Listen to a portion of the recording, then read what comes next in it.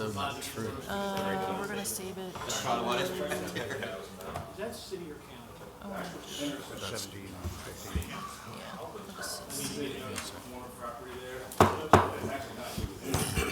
Call the meeting to order, legislative session 2017-11 from May 16th, 2017. Those that like to stand and join us in the Lord's Prayer and Pledge of Allegiance, please do. Our Father, who art in heaven, hallowed be thy name. Thy kingdom come, thy will be done, on earth as it is in heaven. Give us this day our daily bread, and forgive us our trespasses, as we forgive those who trespass against us. And lead us not into temptation, but deliver us from evil. For thine is the kingdom, and the power, and the glory forever. Amen. Pledge allegiance to the flag of the United States of America, and to the republic for which it stands, one nation, under God, indivisible, with liberty and justice for all.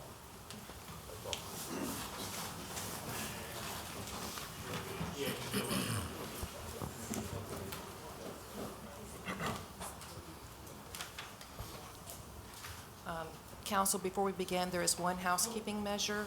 The legislative minutes from May the 2nd will be considered at the June 6th County Council meeting. Thank you, Ms. Hurley. Entertain a motion from council to approve the open work session minutes from April 18th in reference to Warwick Community College. So moved. Second? Second. Any corrections? Seeing none, all those in favor say aye. Aye. Opposed? Motion's carried, minutes are approved. Entertain a motion to approve the open work session minutes from April 18th in reference to the fire service agreement. So moved. Second? Second. Any corrections? Seeing none, all those in favor say aye. Aye. Opposed? Motion's carried, minutes are approved. Entertain a motion to approve the open work session minutes from April 18th in reference to the countywide water sewer.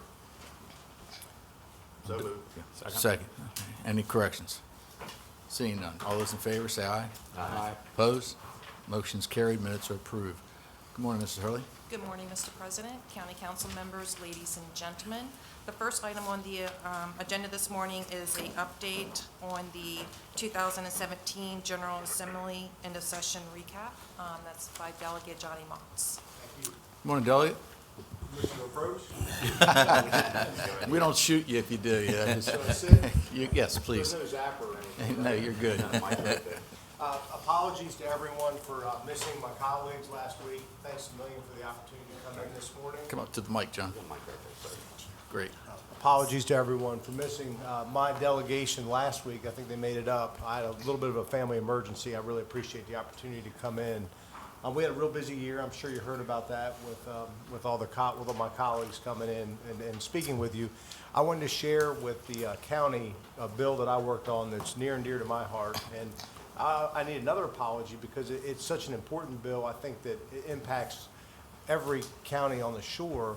I sort of fell into this because people were calling and complaining about their internet and cell phone service. Right. I quickly realized that there was no way I could return all the phone calls.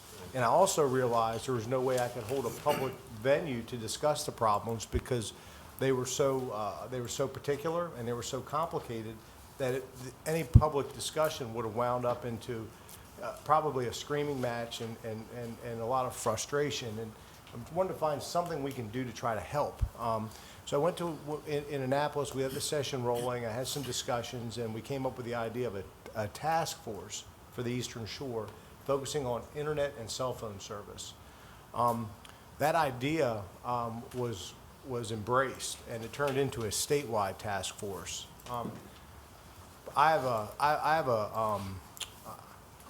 I'm not a big fan of task force because oftentimes they produce reports that don't turn into action. So when we put this task force together, it's not your typical task force. It's being run by the Rural Maryland Council, and that's part of our region. It's in the network of our regional councils, which is a funding mechanism for economic development. The task force came together. It was approved unanimously by the House and the Senate. Senator Eckert has worked on broadband access issues for a number of years. She was an instrumental player in putting that task force together.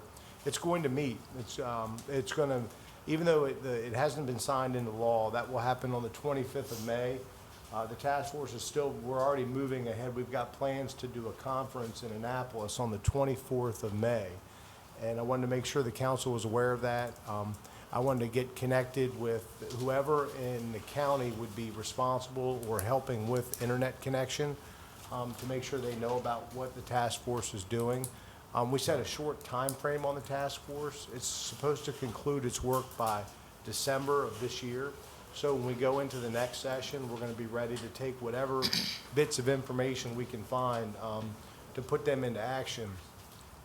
Each county has its own set of challenges, and each county is addressing those challenges.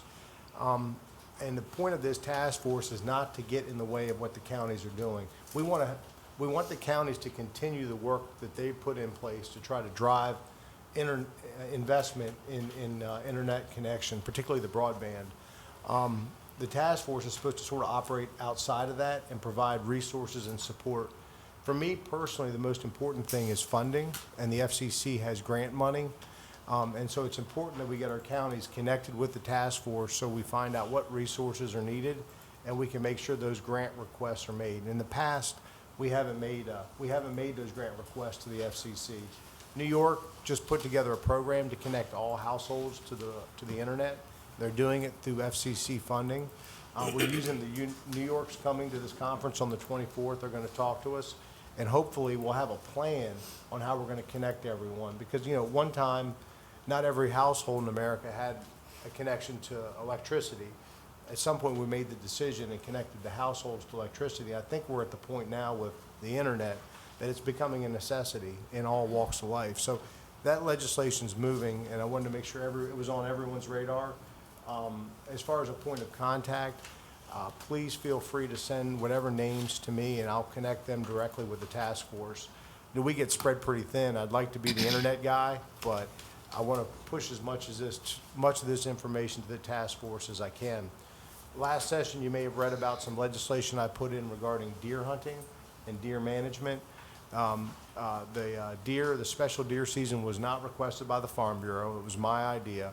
And it was an idea to try to foster more hunting opportunity, but it was met with a lot of resistance. I did not run the traps on that as far as getting approval from local hunting groups, so the legislation was withdrawn quickly.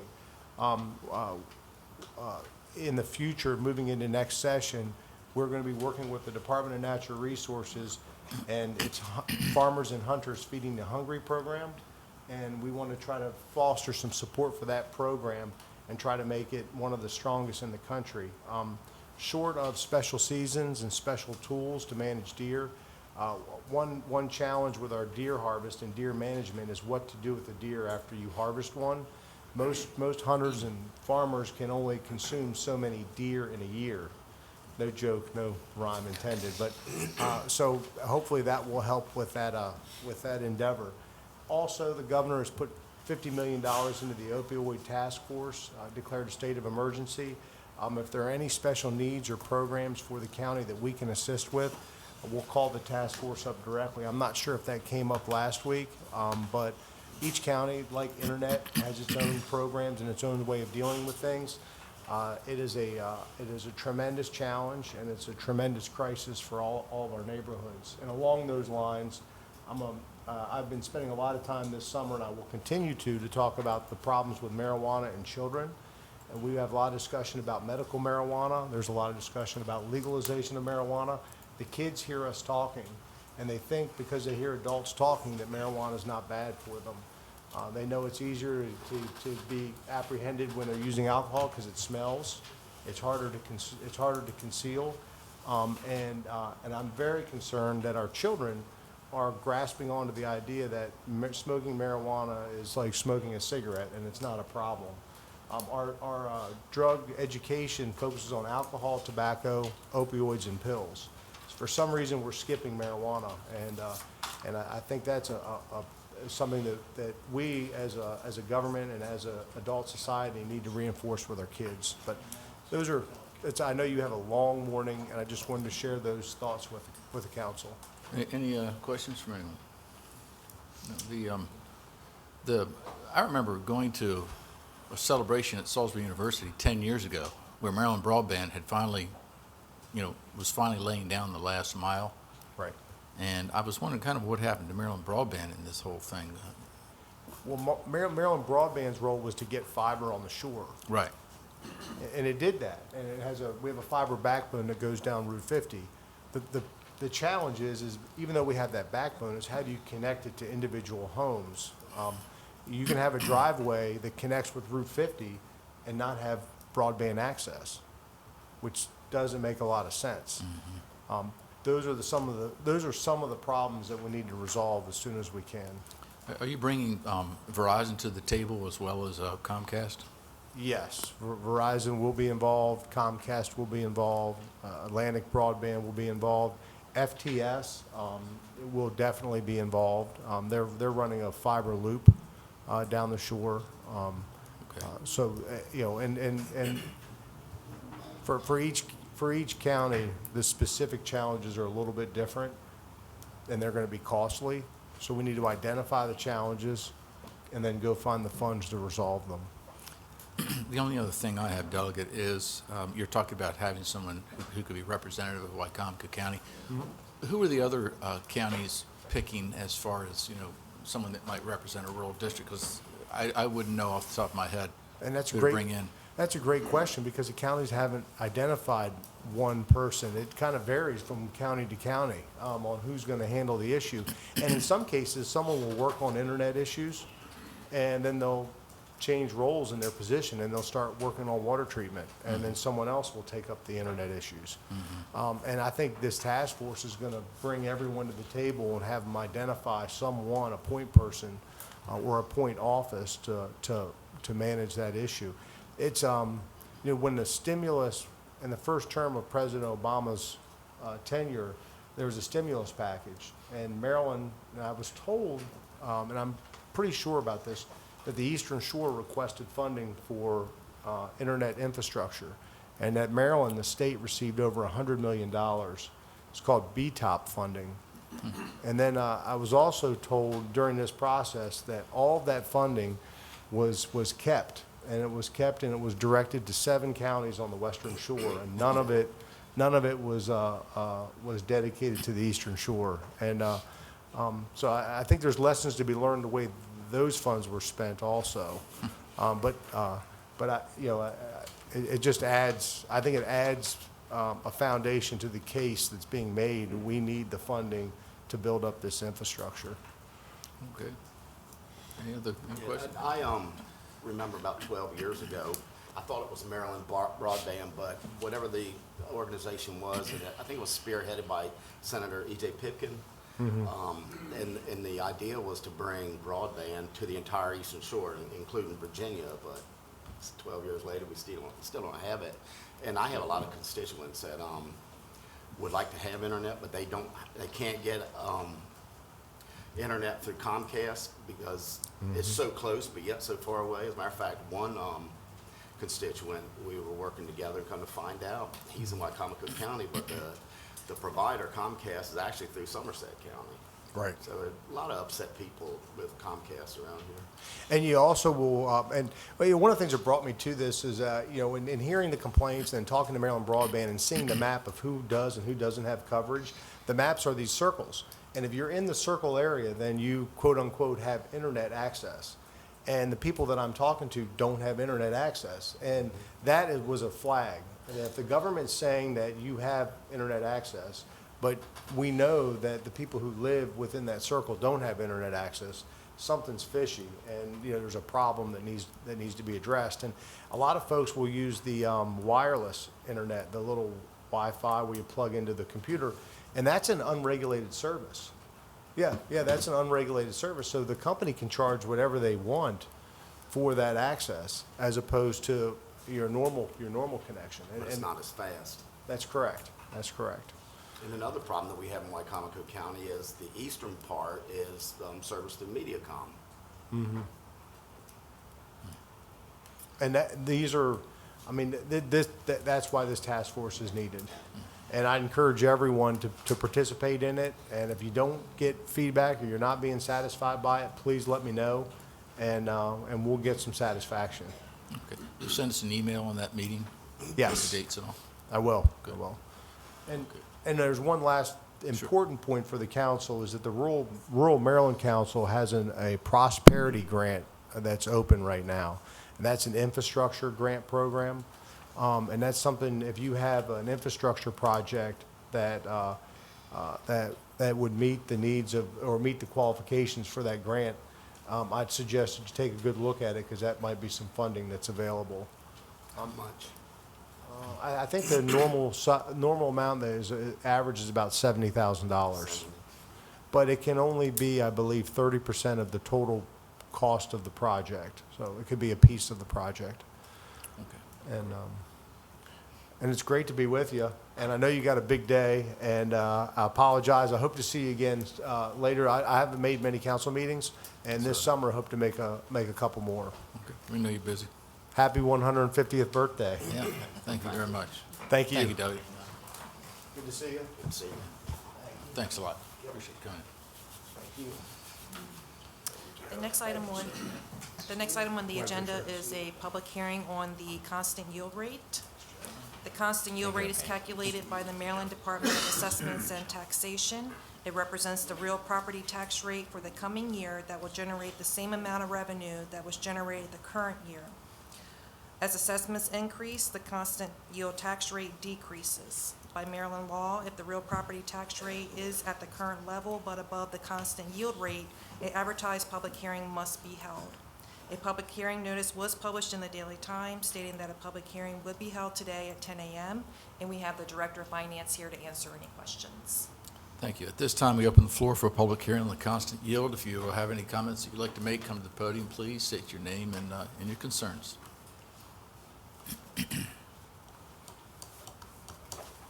Seeing none, that concludes the public hearing on the constant yield. Mrs. Hurley? I'd just like to mention that the tax rate will be set at the June 6th County Council meeting, which is scheduled for 6 p.m. Okay, the next item on the agenda is a public hearing on Resolution Number 71, 2017, in support of an application for funds from the Maryland Small Communities Development Block Grant Program for the listed projects. It is my understanding that there are certain details that need to be included in the minutes for this particular resolution, so I'd like to read the resolution into the record. Okay. Starting with the recitals, whereas the Maryland Small Cities Community Development Block Grant Program helps preserve and develop viable rural and urban communities by providing decent housing, supporting infrastructure, and assisting communities in meeting critical needs through community development block grants. And whereas the state of Maryland, through the Department of Housing and Community Development, has solicited applications from eligible jurisdictions to apply for funding under the Small Cities Community Development Block Grant Program. And whereas Wicomico County, Maryland must apply on behalf of a nonprofit organization and provide evidence of a commitment to the project with a local contribution to obtain funds from the Small Cities CDBG program through the Maryland Department of Housing and Community Development. And whereas Wicomico County understands and acknowledges that it will be responsible for completion of grant activities and any corrective action, including the repayment of funds if necessary. And whereas a public meeting was held on April the 5th, 2017 to receive input of proposed projects for the Community Development Block Grant Program, SFY 18, and the proposed housing rehabilitation project was discussed at a work session with the County Council on May the 2nd, 2017. And whereas, after a duly advertised public hearing, the County Council of Wicomico County has determined that the following project would serve the interests of all citizens, and especially those citizens of low and moderate income. And whereas the public has the opportunity to review and comment on the completed application until May the 29th, 2017. Now, therefore, be it resolved that the County Council of Wicomico County, Maryland hereby supports an application for funds from the Maryland Small Cities Community Development Block Grant Program for the proposal of the Community Development Division of the Salisbury-Wicomico County Department of Planning, Zoning, and Community Development to request assistance through the Community Development Block Grant Program in the amount of $350,000 to continue the county's housing rehabilitation program. The project costs include $260,000 for rehabilitation, $45,000 for emergency repairs, $10,000 for temporary relocation assistance, $25,000 for project administration, and $10,000 for assistance to the fair housing organization Shore Housing Resources Board Incorporated. Done at Salisbury, Maryland, the 16th day of May, 2017. And we have Lori Carter here, Deputy Director of Planning, Zoning, and Community Development. Thank you. At this time, we open the floor for public hearing on Resolution 71, 2017. If you have any questions, concerns, come to the podium, please. State your name. Seeing none, that concludes the public hearing on Resolution 71, 2017. Entertain a motion from council to approve Resolution 71, 2017. So moved. Second? Second. Any discussion? Seeing none, all those in favor of Resolution 71, 2017, say aye. Aye. Opposed? Motion's carried, resolution passes. Thank you, Mrs. Carter. And the next item on the agenda is a public hearing on Resolution Number 72, 2017, approving an agreement between the City of Salisbury, Maryland and Wicomico County, Maryland for the delivery of fire rescue, advanced operations, and emergency medical services, also known as the Fire Service Agreement, and to authorize the county executive to execute the fire services agreement. At this time, we open the floor for public hearing on Resolution 72, 2017, in reference to the fire service agreement.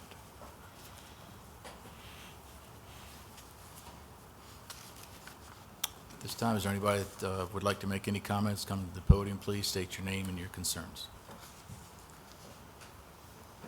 Seeing none, that concludes the public hearing on Resolution 72, 2017. Entertain a motion from council to approve Resolution 72, 2017. So moved. Second? Second. Discussion? Seeing none, all those in favor say aye. Aye. Opposed? Motion's carried, resolution passes. Okay, the next item on the agenda, actually the next two items on the agenda are connected. Is Resolution Number 73, 2017, is to appoint the Board of Managers of various public drainage associations within Wicomico County. And Resolution Number 74, 2017, is to certify the drainage tax roll to the Director of Finance as requested by the Board of Managers for the public drainage associations. The Board of Managers each year does a survey of the districts to determine what maintenance work is required. They then establish a levy by stating the amount of acreage of each property owner that benefits and submits the information to council for approval by the Director of Finance. The Finance Department usually does the billing, but it is the manager's responsibility to undertake the survey. There was a complaint that when property is transferred, the Maryland Department of Assessment and Taxations is not notifying the Finance Department, so a number of property owners within a district are not receiving tax bills. There is funding in the FY18 budget to hire someone to review the situation and bring the tax rolls up to date. The appointment of the Board of Managers are shown in Resolution Number 73, 2017. And if you don't mind, I'd like to read those into the record. The first Public Drainage Association is Allen. And we have Ellen G. Gray, George A. Whitney, David Quick. For Adelot, we have Sid Richardson, Bruce Lewis, Richard Layfield, Beaver Dam, Arden Hickman, Quentin Riley, George Bradford. Dividing Creek, Jimmy Johnson, Eric Culver, Tommy Johnson, and Roger Richardson. Gibbons, Ben Brittingham, Gary Brittingham, Robert Davis. Green Branch, Pete Richardson, Alan Richardson, Edwin Hudson. Head of Creek, Desmond A. Brown, Dale Massey, Elsie M. Wallace. Horsebridge, Larry First, Raymond Atkins, Orrin Purdue, Tom Johnson. Laws, Robert Davis, Joe Dorak, Ben Brittingham.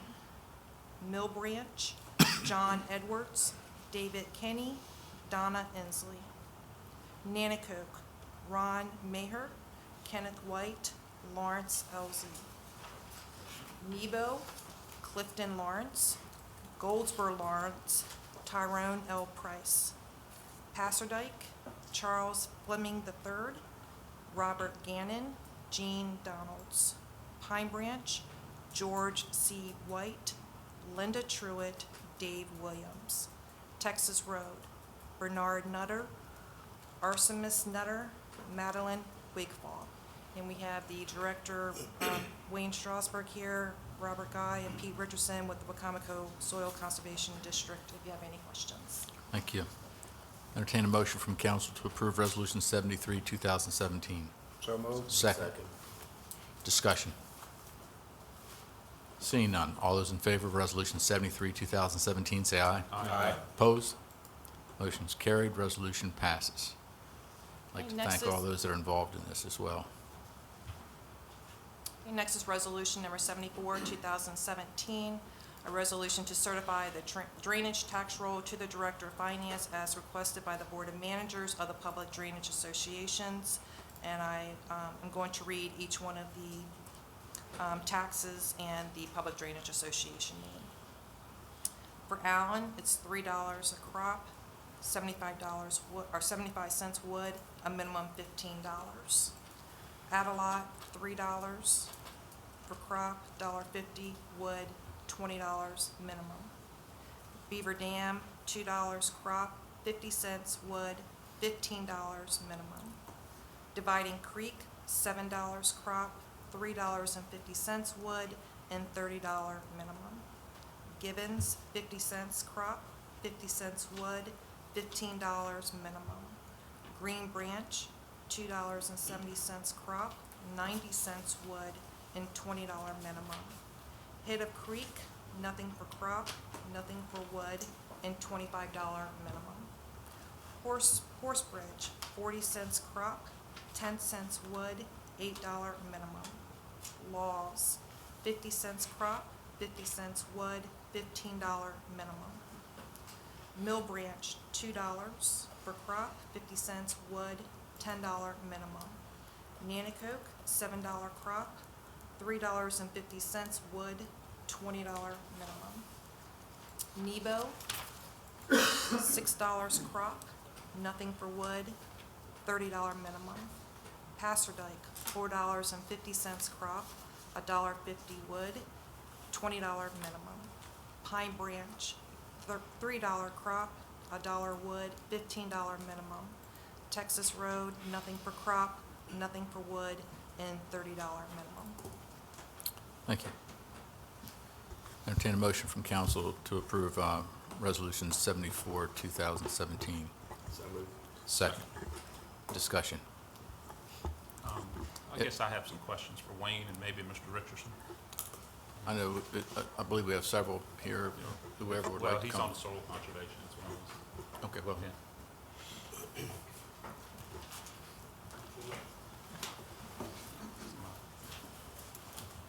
A couple questions anyway.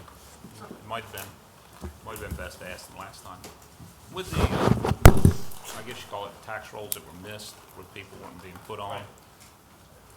When I'm looking at these figures here, $30, I mean, that means people are gonna start getting taxes, money applied to their tax bills that they didn't know they had to pay for a number of years, right? When you all get into the meat of this in the future, is that right? That's likely. Okay. Is there any outreach from the executive's office that's gonna be warning the folks of this, or I know you're gonna put somebody in charge of bringing this up to date, and it's probably gonna take a number of years to do it. I guess, could you tell me just how it's gonna be done? Wait a minute, I can probably answer it better than Okay, that. all right, okay, all right. use that mic, Pete, so we can hear you. I Thanks. can probably answer it better than he can. The proposal is that we get the county council to fund a person to evaluate these That's these in our budget this PDAs. year. All right, it's not gonna be a county employee, all right? The employee, it'll be a contractual, and this is David Mister, the head of MDA for the whole Eastern Shore. So if I'm wrong, correct me. This will be a contract employee through the soil conservation, Wicomico County Soil Conservation. That person will, through GIS and other methods, determine who has not been paying tax that should. And what we did with Pine Branch is we notified all those people and asked them to come to a hearing, to come to a meeting with the PDA managers. Is And this the people that hasn't been taxed? the people that haven't been taxed All right. were sent. That was my concern. How's you gonna reach out to them to let them know? No, we Okay. sent them all letters before they were ever taxed. Okay. Asked them all to come to a meeting and to talk about the tax, and we had plans there of the PDA and the outlines of the PDA. And I don't think we had anybody, we had one person make a couple phone calls, and nobody was really upset. There's really, the number is not astonishing. It was 20% on Pine Branch. We don't anticipate it being more than 20% on any of them. But good. No, if I could, I guess I didn't, to answer, go directly to your question, the only tax ditch association that's going to see folks be taxed that weren't taxed before is Pine Branch. That's the only one where this has taken place so far, and that was a test, kind of our guinea pig. If I may, I'd like to back up just a minute and introduce myself and why we're here, I guess. My name's Dave Mister. I'm the regional coordinator for MDA, Maryland Department of Ag, and I work between the department and the soil conservation districts on the Eastern Shore. And there's a couple of things in play here, so I kind of wanted to explain what's going on. The soil conservation district, I work directly with soil conservation districts, and Wicomico specifically had asked me to assist with this issue of taxables not being on tax rolls. And so that's why I'm here and involved in this. The district, the soil conservation district, obviously, their mission is to look after the resources and address water and quality concerns, things of that nature within their county. And so that's what they're doing, and they're directly involved with tax ditch associations. In fact, some of their board members are actually PDA managers, some of the names that you just heard. The PDA associations, those managers and that structure is set up specifically for drainage within a watershed area. And so they're charged with maintaining and managing that. Our problem that we've had, or their problem that's occurred locally, and it's not just Wicomico County, it's occurred in other counties as well, is we've lost properties off this tax roll. And so what this effort is an initiative to bring properties that were originally part of the tax roll and the association back onto those tax rolls. And so that's what this effort is all about. That's what this position is all about. And so Pine Branch will be the only one in this billing cycle that will see taxes that they didn't see before. Is the county proposing, is the county proposing some mechanism to stop this from happening in the future? I mean, is it when properties transfer, that's when they drop off the tax roll? Yeah, I met with the local head of the State Department of Assessments and Taxation to see whether or not the state could actually put some sort of a marker on the tax bills that might bring this up when a property transfers. They're going to look at that. They're going to get back to me. I don't have any resolution on it, but that would be one way that it could be flagged when there was a property transaction, if it was in fact flagged on the tax assessment. If we could have some type of On the automatic assessment roll, process. right. Instead of having to do this every Right. 5 years. and catch Exactly. back up again. I think another point, I'm sorry. No, go ahead. I think another point that's very important is that this is not just an arbitrary process. When the tax ditch associations were established to begin with, there was something called a viewer's report that established a list of taxables and also set the watershed boundary. And it also set those ratios that you just heard. So when we were talking about taxables, woodland being, or cropland being $6, woodland being $3, those are ratios that were set and established and cannot be changed. And so what has happened is we cannot bring new taxables into the association without a new viewer's report. So this initiative is taking the original viewer's report, looking at that list of taxables, working with Wicomico Planning and Zoning and the Finance Director and the Treasurer's Office, and establishing what was there originally, and then looking to see what has fallen off that tax roll. And so it's simply a matter of adding those properties back that have disappeared from that roll. This is not bringing on new folks that weren't originally part of this to begin with. I think what David means is we're not adding new properties.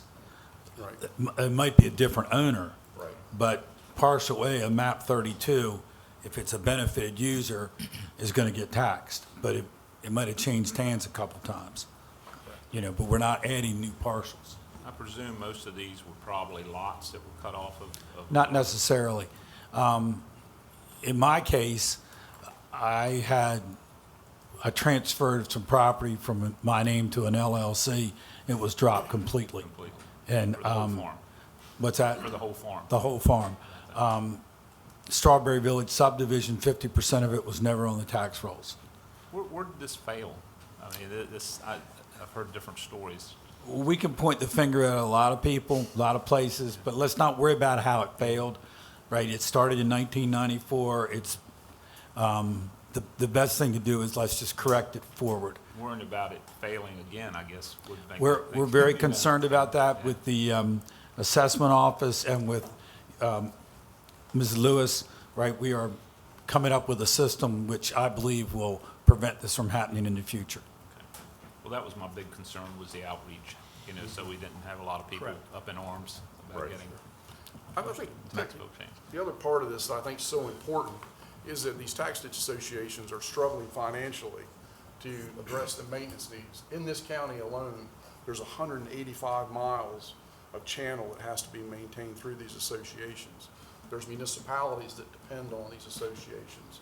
There's two major highways, Route 50 and Route 13, that have tax ditch associations as part, they're part of that drainage, and that's the outlet for some of the drainage in those areas. So they've become part of our infrastructure. And so going forward, it's really important that we, continue to maintain those things. And all the county property, which includes most of the schools on the east side, are benefited users, and we do not tax, no PDA tax county property, even though the Court of Appeals says we have the right to do that. Matt? I just had one question. You had said no, I guess, new properties are being added to the drainage, but what if property were subdivided 10 years ago? Wouldn't you have lost, or wouldn't you have created new properties that now need to be added? Well, when I say new properties, I'm looking at Just the actual geography? geographic, Okay. the original, right. So if that property is subdivided, what we see quite often is what we call the parent property remained on the tax roll at a reduced acreage amount. Okay. The new properties that were carved out of that parent property don't make the tax roll. Right. So this is simply bringing the land base back to what it was supposed to be. Okay. I think where I was headed with my last comment was, though, is that as these costs go up, as cost of maintenance goes up, it's a problem for the PDAs, the managers and the associations. And before they look at adjusting or raising tax rates, it seems fiscally responsible to bring the properties back into the fold that we've lost over time. Hopefully that will address their shortcomings, but that's certainly important before we look at, before they look at doing anything else on their tax rates. Was there any increase in the rates between the time, was it 94 and now? Has there been any increases? There have been some slight increases, but nothing significant. And the three PDAs that I'm involved with, either as a taxpayer or as manager, right, we're struggling. Our maintenance cost is higher than our income. So we did have some cushion, and now we're wondering where all the money went. That's got us to this point. How does the association physically maintain the ditches? We hire contractors. Karen Hoy is our regional regional coordinator, tax ditch coordinator. She works for MDA, and the managers, she and the managers or people on the PDA tell us where there are issues, and then we had like a bank that slides or something like that, and then we get a contractor to go in there and fix it. Would this alleviate the problem like what we had with the serious flooding not too long ago and over the last year? Is your responsibility that extensive? The reason I ask is because would your organization be the ones that would work with Public Works? Because I know during that period of time, Weston was in here and we were talking about, and so was Lee. We were talking about how we were going to be able to coordinate maintenance so that we don't have problems of flooding as we had during that extreme period of time would it be your organization that might work with Public Works to coordinate that schedule of maintenance? I think well, first of all, schedules of maintenance or the annual maintenance is something that has to be submitted to the Department of Agriculture. It's called an operation and maintenance plan. They're done annually after each tax ditch association holds an annual meeting. So at that meeting, between the inventories that we do and the information that the tax ditch managers have, all of that and the complaints or concerns raised at annual meetings, all of that goes into the operation and maintenance plan. I think it's important that each tax ditch association communicate with county roads and their local jurisdictions on problems for things that involve county road, say tiles under county roads and things like that. The maintenance, the drainage maintenance itself, making sure the ditch is open and functioning, lies with the tax ditch managers. The thing to remember, though, is this drainage was designed for agricultural drainage. When it all started, it was for cropland. It wasn't for municipalities and other things. So I hate to say this, but to be honest with you, there's probably going to be some flooding issues from time to time, depending on the rainfall events that we have. And in the last several years in this area, we've had some significant rainfall events that the systems just simply aren't designed to handle. So, I had friends of mine who had to have the insulation replaced under their house because the ditch in their backyard between the field and their house hadn't been maintained, and the water came up and, flooded the back. Was it a PDA or was it a private ditch? I can't say for sure, Pete. I'm not sure. I know the county did go out and address it, and we did have someone that went out there and flushed out the lines. So you're over my head. In this process, will you audit to see if they need increases in the fees? We frequently audit to see if we need increases in the fees, and that's why one of the things that got us here now is because we don't want to increase the fees when we feel like we got a substantial amount of money that's not being paid in, if we were able to collect that money, we wouldn't have to increase any fees. If you're approximating about 20% are not on the tax rolls right now, do you think that 20% would put you closer to breaking even on maintenance? Oh, yeah. Yeah, okay. 20% would help us significantly. Okay. Any other questions?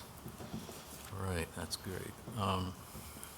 Entertain a motion then, all those in favor of Resolution 74, 2017, say aye. Aye. Opposed?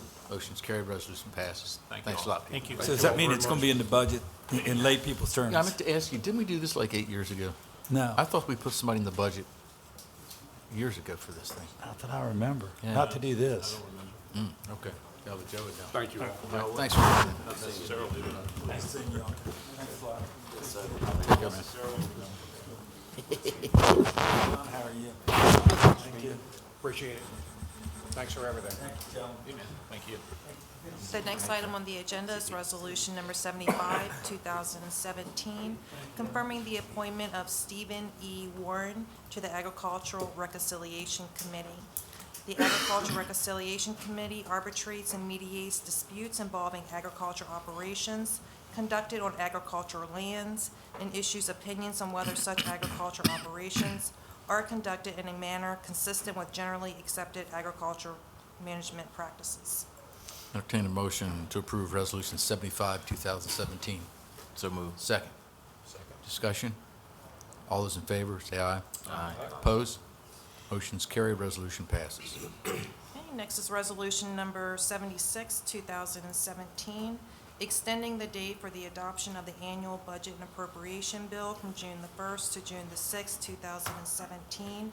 Per Charter Section 705F, the annual budget and appropriation bill is to be adopted by June 1st unless that date is extended by resolution to a date no later than June the 15th. This year, June 1st falls on a Thursday, and the following Tuesday is June 6th, which is a regularly scheduled council meeting. Entertain a motion to approve Resolution 76, 2017. So moved. Second. Second. Discussion? All those in favor, say aye. Aye. Opposed? Motion's carried, resolution passes.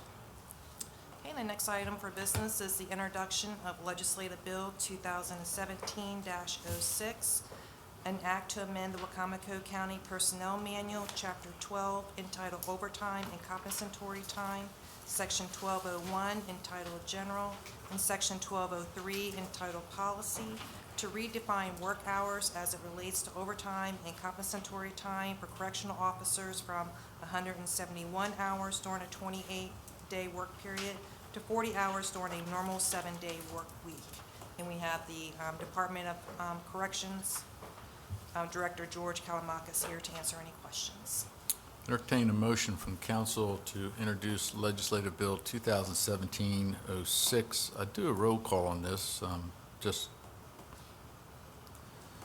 to be safe on that. Entertain a motion to introduce legislative bill 2017-06. We'll start with Councilman Hall. Aye. Councilman Kilmer. Aye. Vice President Dodd. Aye. Councilman Joe Holloway. Aye. Councilman Ernie Davis. Aye. Councilman Matt Holloway. Aye. And chair votes aye. Legislative Bill 2017-06 has been formally introduced. Can I ask a question about this? And I think I meant to mention it before. So this will go into effect 60 days after final passage, which will probably be, let's say we pass it June 6th. So we want overtime to start July 1st if we approve the budget with everything in it. Is this, I mean, I guess this is going to be an issue that this isn't going to be able to go into effect until August sometime? It's Is that- August 6th. So, okay, all right. Just clarifying that, okay. Okay, I probably did it wrong the first time, because now well, any other discussion on this introduction of this bill? Okay, all those in favor of the introduction of legislative bill 2017-06, say aye. We'll begin with Matt Holloway. Aye. Okay, Ernie? Aye. Joe? Aye. Larry? Aye. Mark? Aye. John? Chair votes aye. Okay, now it's been formally introduced. Sorry about that. It's good.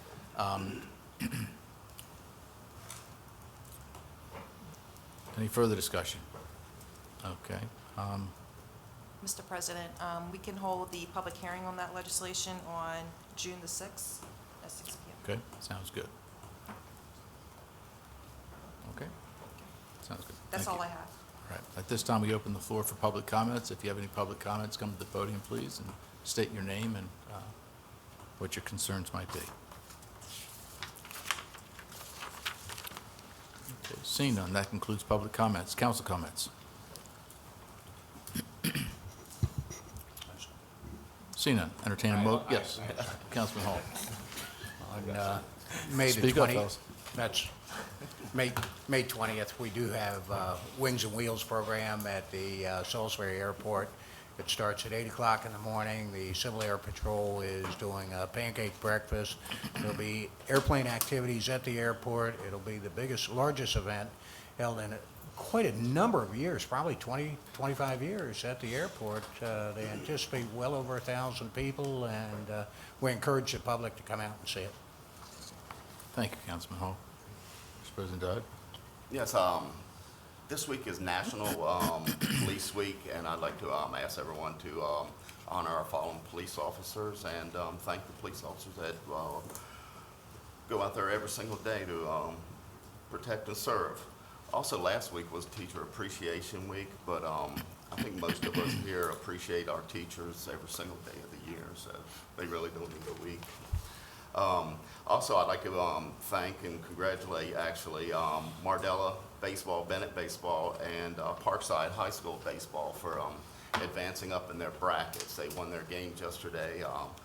Parkside and Mardella play today, and Bennett will play tomorrow. So some good news for baseball in Wicomico County.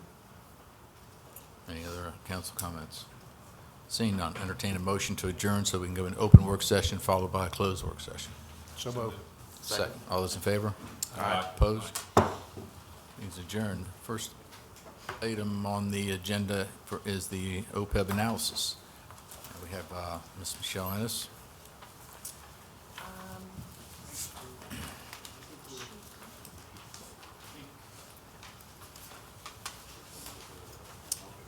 Yeah, Would you like for me to call her?